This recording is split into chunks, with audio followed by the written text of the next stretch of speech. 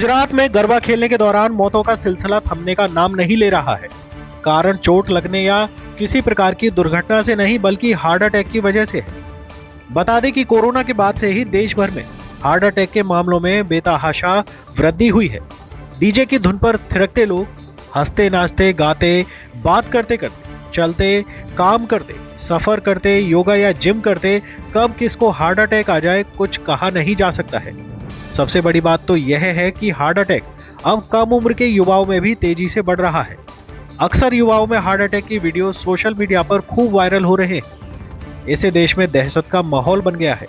कोई इसे post Covid का असर होने से जोड़ रहा है तो कोई कोविड वैक्सीन का साइड इफेक्ट होने की आशंका जाहिर कर रहा है। कई भारतीय डॉक्टरों ने भी कोविशील्ड वैक्सीन से हार्ट अटैक बढ़ने की आशंका जाहिर की है। इतना ही नहीं, भारतीय डॉक्टरों ने इस आशंका के आधार पर समीक्षा की अपील की है, जिसे ब्रिटेन ने मान लिया है। ब्रिटेन ने कोविशील्ड वैक्सीन की समीक्षा की ताकि यह पता चल सके कि युवाओं में बढ़ रहे हार्ट अटैक की वजह कोविशील्ड वैक्सीन तो नहीं है। इसके अलावा कुछ देशों में भारतीय वैक्सीन को प्रतिबंधित कर दिया है। ऐसी तमाम खबरें सोशल मीडिया पर हैं। वहीं बात करें गुजरात में पिछले कुछ दिनों में दिल का दौरा पड़ने से हुई मौतों की, तो यहाँ अब तक 22 लोगों से ज्यादा की मौत सिर्फ हार्ट अटैक पड़ने की वजह से हुई है, जो बिल्कुल भी सामान्य नहीं है। बड़ी बात तो यह है कि इनमें से 6 मौतें तो सिर्फ गरबा खेलने के दौरान हुई हैं। मौतों को लेकर गुजरात प्रशासन अलर्ट हो गया है। इसे लेकर सरकार ने हृदय विशेषज्ञों से बात की। गुजरात की पूर्व सीएम ने भी मौतों पर चिंता जाहिर की थी। सूत्रों की माने तो गुजरात के स्वास्थ्य मंत्री ऋषिकेश पटेल ने कार्डियोलॉजी एंड रिसर्च सेंटर के शीर्ष हृदय विशेषज्ञों और डॉक्टरों के साथ बैठक की। पटेल ने विशेषज्ञों को अनुसंधान के निर्देश दिए। बता दें कि पूर्व मुख्यमंत्री आनंदीबेन पटेल ने लगातार दिल का दौरा पड़ने से हो रही मौतों पर चिंता जाहिर की थी। उन्होंने स्वास्थ्य मंत्री से कारणों की तलाश करने का आग्रह किया था। वहीं इन मौतों के बीच लोगों की सुगबुगाहट भी शुरू हो गई है। कुछ लोग लोगों की मौत के पीछे कोविड वैक्सीन को बता रहे हैं। गरबा खेलने के दौरान जिन लोगों की मौत हुई है उनमें 16 साल से लेकर 55 साल तक के लोग शामिल हैं। इतना ही नहीं, गरबा पंडाल में हुई मौतों के अलावा पिछले एक सप्ताह में अलग अलग इलाकों से दिल का दौरा पड़ने से कुल 22 लोगों की मौत हुई है।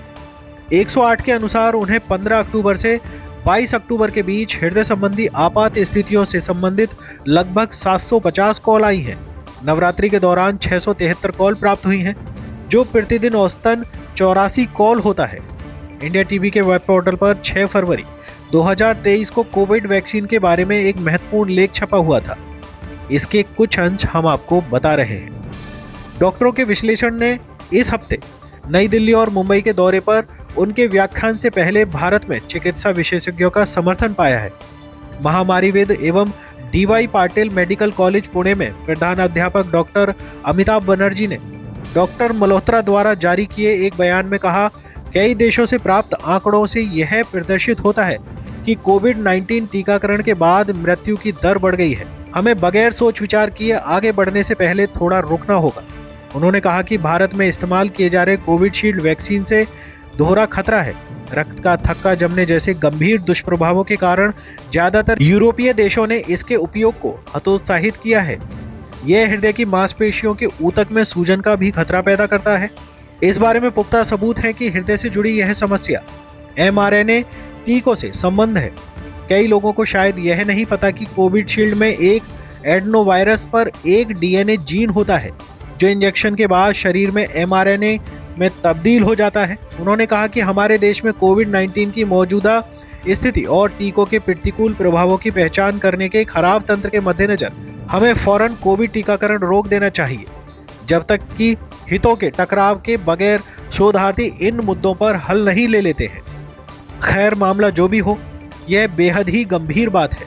मोदी सरकार को बिना राजनीति के इस देश के लोगों को ध्यान में रखते हुए इसकी जांच ठीक प्रकार से करानी चाहिए, क्योंकि यह मामला लोगों की जिंदगी और मौत से जुड़ा हुआ है और यह इतना घातक है कि लोगों को सोचने तक का वक्त नहीं मिल रहा है। आंखों के सामने अपने दम तोड़ रहे हैं और कोई कुछ नहीं कर पा रहा है। ब्यूरो रिपोर्ट, जगदीश तेली, गुजरात।